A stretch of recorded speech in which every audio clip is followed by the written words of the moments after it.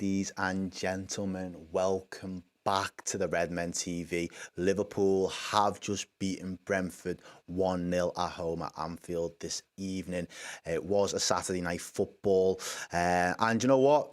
It wasn't the most entertaining and exciting and thrilling game, but Liverpool have got a job to do running into the last couple of games of this season. Liverpool have got to, it's imperative that we put on as much pressure as possible on the teams above us, that those teams being Man U and Newcastle, and Liverpool have done the job again this weekend with an early Mo Salah goal.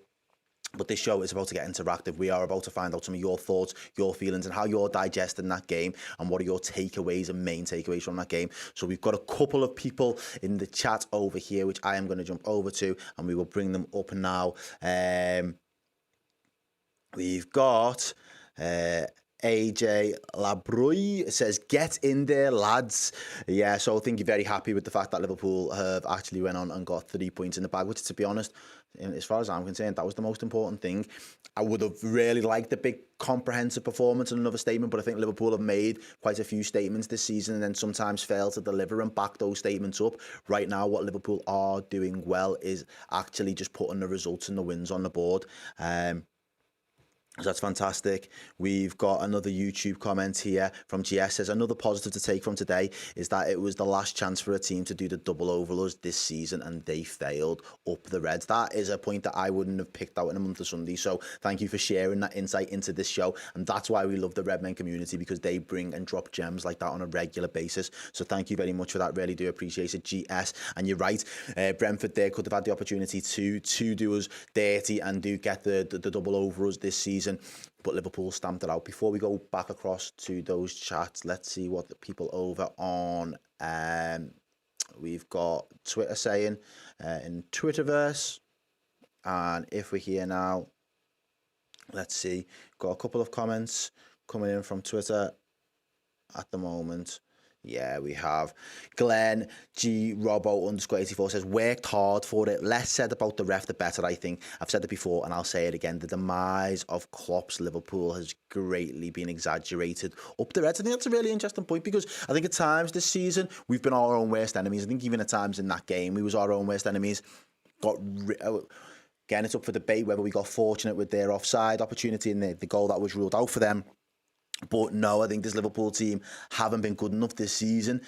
Have the wheels completely fell off? No, I think we've managed to salvage enough for us to say that next season there is still life in this Liverpool team. There is still a lot of mileage left in a lot of these players, and given the right tools around them, adding in additional resources and some fresh legs, this team could potentially and hopefully get back to the heights that we've seen before. Will it happen overnight? Absolutely not. But one thing you can say for certain, this Liverpool team will grind out and they will work for it, absolutely 100%. So thank you very much for that comment.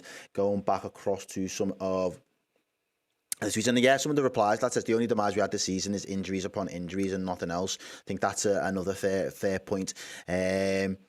Marcus says, Anthony Taylor featured prominently, calling fouls after fouls against us. Brentford are a horrible team to play against. Feels like watching American football. Defended well, but we should have been more clinical to make it a lot more comfortable. And I agree with that. I would have loved for us to have come out in that second half and absolutely put the game to bed nice and early, making it a really comfortable half an hour, 40-minute watch. But unfortunately, Liverpool just wasn't clinical. There was that great opportunity that comes flying across the face of goal. Jota popped up everywhere. I thought Jota had a really good game for us today. He popped up down on that right-hand side, gets himself towards the byline, and he's able to ping the ball across. He does cannon it in, but that's no excuse. Cody Gakpo can't sort his feet out in time. He can't he anticipates it because he gets in front of Darwin Núñez, really. However, he just can't steer the ball into the back of the net from... You're about 3-4 yards out at best, and I think that's us being kind there. So, yeah, I agree. Liverpool could have been a lot more clinical today. J Lang Horn Thoto says, lost control of the middle and never fully recovered it. Thankfully, we didn't have the final ball. They didn't have the final ball to really threaten us. There was a few half chances in the second half, but we win 1-0 again, and that is all that matters. It was all a bit scrappy, which is exactly what they wanted, and there was tons of fouls. Yeah, I think you've summed it up really well there. There was a lot of fouls in that game. I think it was always going to be that type of game, though. They're a very combative team. They've got a lot of players that like that or revel in those physical challenges. And I think at times there was a few soft fouls that went in their favour. I think there was a couple that could have, I think especially because they've been so. When a team is as good as they've been off set pieces this season in terms of capitalising and scoring, you're going to expect them to try and make the most out of getting fouls, and they didn't fail to deliver that today. Liverpool have got to be savvy again. I think James Milner, even when he comes crashing into someone after watching. Verge ends up getting the yellow card early doors. I think that's another point that, you know, I imagine Steve will probably talk about in either one of the next show or in the instant match, is the fact that a couple of our lads got yellow cards today and still managed to keep their heads on. He didn't lose it. At no point did they feel like the game was about to fly off the handle and people were going to lose the way. They still continue to play their game and still been able to see it out. And I think that's a really important point to make.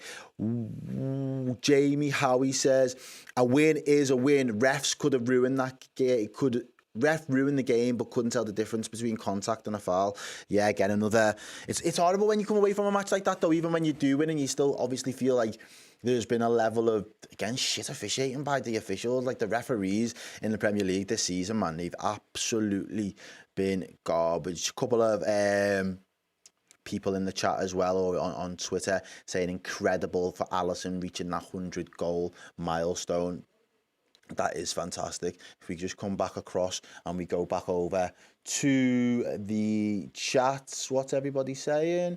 Got a few people in the chat saying a couple of things, so let's get back into it. We've got the Brit Sniper says, at this stage of the season, it doesn't matter how you win as long as you win. And that's my mantra. That is what I have been shouting for the last 4 or 5 games right now. It is time to just get out, play the game, score the goals, do what you need to, win.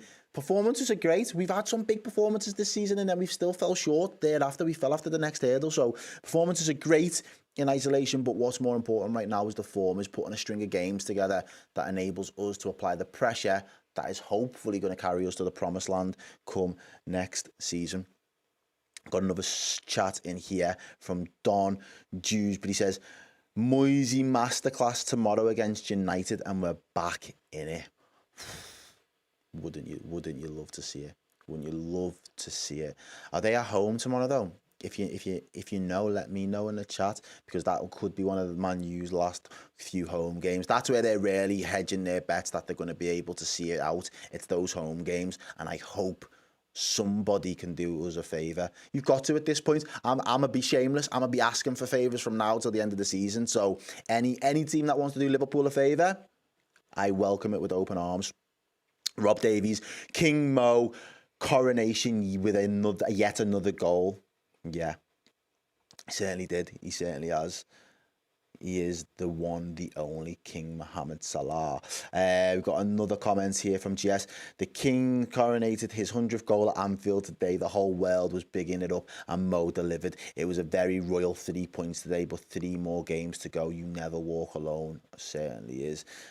Jay Zenio says, Errol, not normally one for conspiracies, but the officiating show had to be retaliation against Klopp. Ooh, throw the spanner in the works there. Are we going there? Are we going to go down a conspiracy rabbit hole? Mate, I seen some tweets and some threads and some messages the other day about the Tierney and his cronies.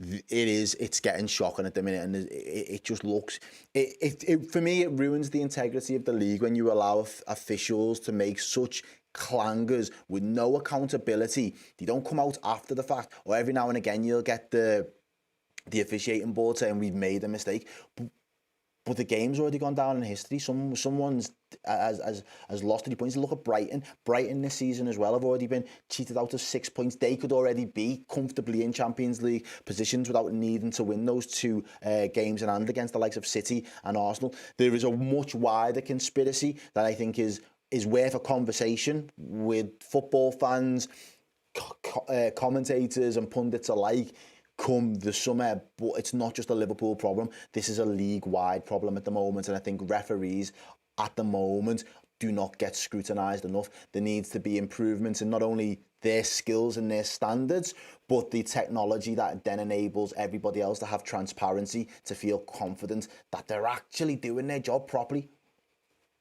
Simple as.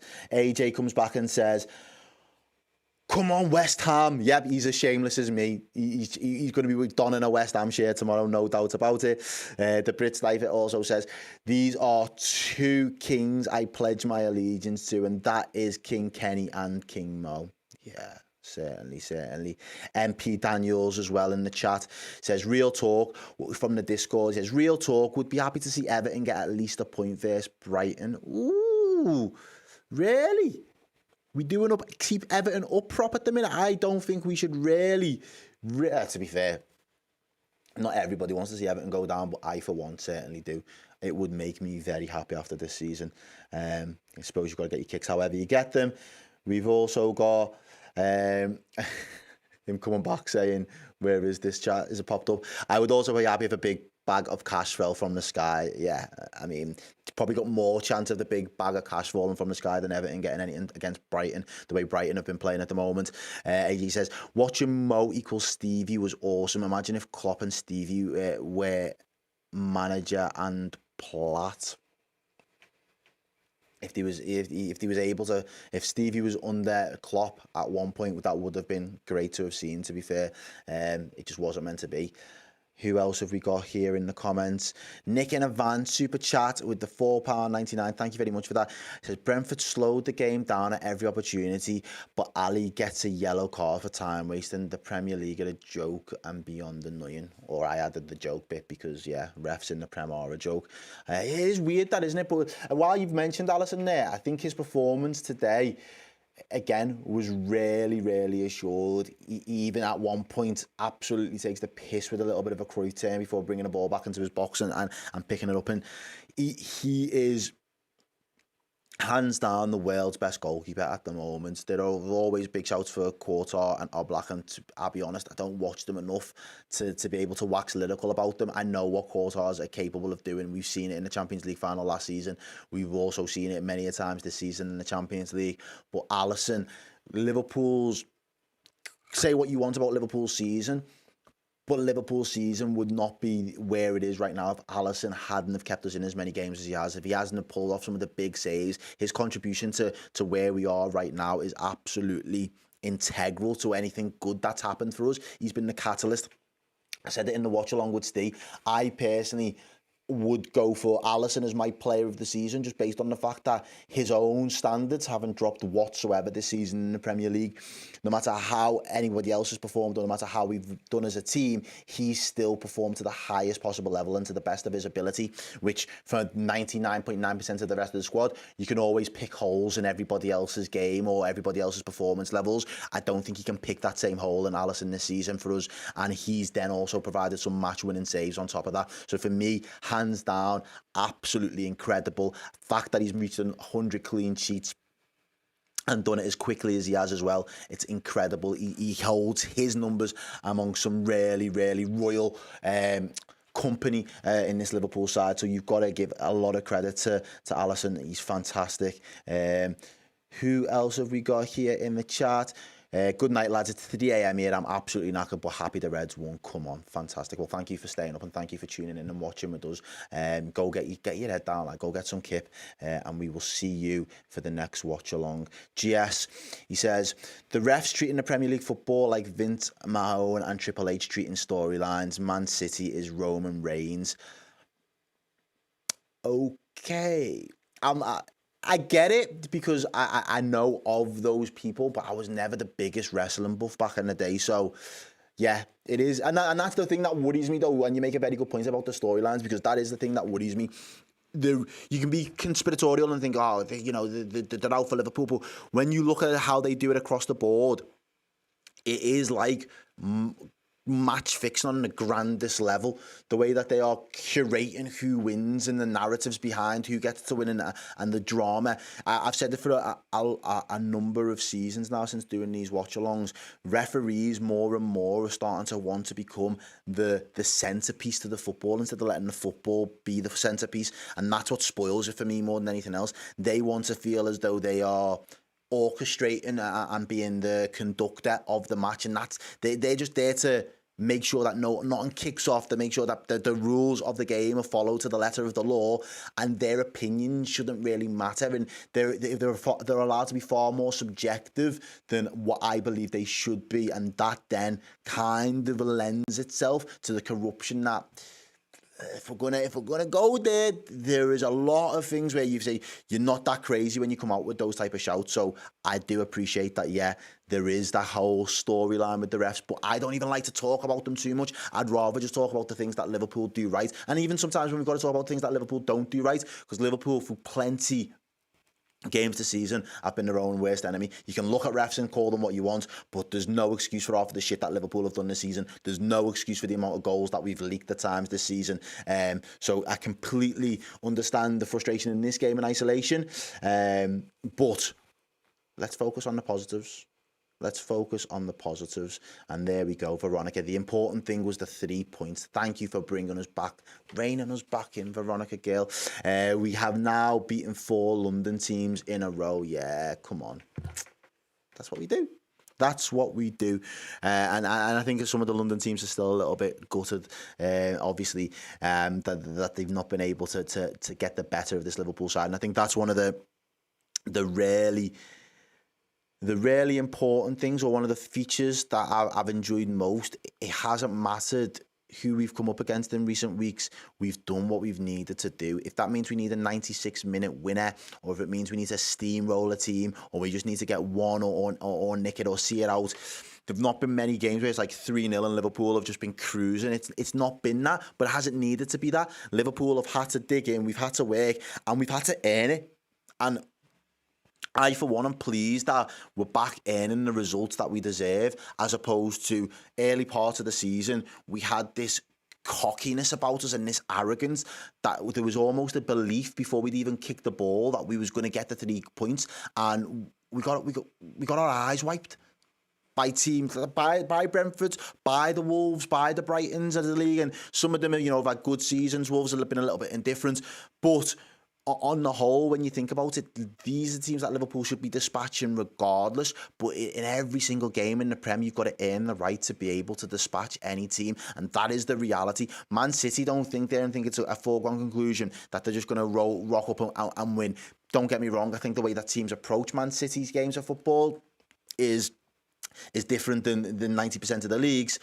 But Man City still go out there and put the work in on the pitch. Arsenal, this season, they've known there's no entitlement. If they've wanted to go toe-to-toe with City, which they have done, give them a little bit of credit, they've earned every single win that they've got this season. And that's why Arsenal fans are still pleased with the progress that they've made as a whole for the season. They're probably going to be very disappointed come the end of the season, because we know what this City side are capable of. But Liverpool, there was a mentality shift early part of the season, and we can call it out now. A lot of people at the time called it out. It was arrogant, it was cocky, but over the last 8, 9, 10 games almost, especially after that City defeat, this Liverpool side have understood the assignment at hand. We need to earn the right to win. Nothing's going to be given to us. We're outside of the top 4. If we want top 4, we've got to work for it and we've got to earn it. And that's what this Liverpool team have dug themselves into a position of. And I'm very, very pleased that we're breathing down the neck. Man U have got to look over their shoulder, and they're probably, Man U and Newcastle are just wishing, why didn't we put them to the sword weeks ago? Or they're wishing that Liverpool would just fuck off, and we're not going anywhere. This Liverpool team are going to be here till the last day, applying pressure. We've got our foot on your necks. So if you make a mistake, it's finished. It's game over. And we've got... Who else in the chat? Quinton Class says, what happens with the transfers if we somehow get top 4? We need 1 right back, 1 midfielder and a forward. It'll be interesting. I think we need more than 1 midfielder, to be honest. I'm not 100% sure if it's a right back we need, maybe a centre back. But that's all up for debate, and there'll be plenty of shows and there'll be plenty of conversations around that come the summer. And finally, we have got... GS, sorry Errol, I used a wrestling analogy without knowing you weren't a fan. It's all good. I should have used the Dragon Ball Z reference instead. Noted for next time. See, you know me. You know me. And if you do that all day, yeah, I am bad with the Dragon Ball Z references, yeah, and I'm not too afraid with the wrestling ones. I knew who the people was that you were referencing. I wasn't in it. I didn't live it the way some people did. But yeah, thank you very much for sharing your insight. Thank you for staying tuned. And look at that, Steve with the well-timed comment there in the Discord. He says, coming up next, we do have Steve will be giving his player ratings of sorts. We kind of revamped the show there. Yeah, he'll be over on the board letting you know who he thought was boss, sound, and are you messing, lad? Sorry, that's my imitation of my own accent. Make it make sense. But yeah, that'll be a good fun show. Steve will be over in the board in a matter of moments to take you through that. So let us know in the comments as well. Get in there nice and early. Let us know who you thought was man of the match, who's worthy of the man of the match, and who else was standout performance in that 90 minutes. But that was Liverpool. It was Brentford. Liverpool, 6 wins on the spin. Top 4. The Red Army is marching. The King, Mohamed Salah, done the business. Liverpool with a massive 3 points. I've been Errol Smith. Ladies and gentlemen, thank you very much for tuning in, and I will see you again soon. Everyone, I hope you've enjoyed the show. Did you know that if you go over to redmenplus.com and sign up as a Club Legend subscriber, I will personally email you every single month with a new code, which gets you 20% off at redmenmerch.com. That's a no-brainer. Go and do it.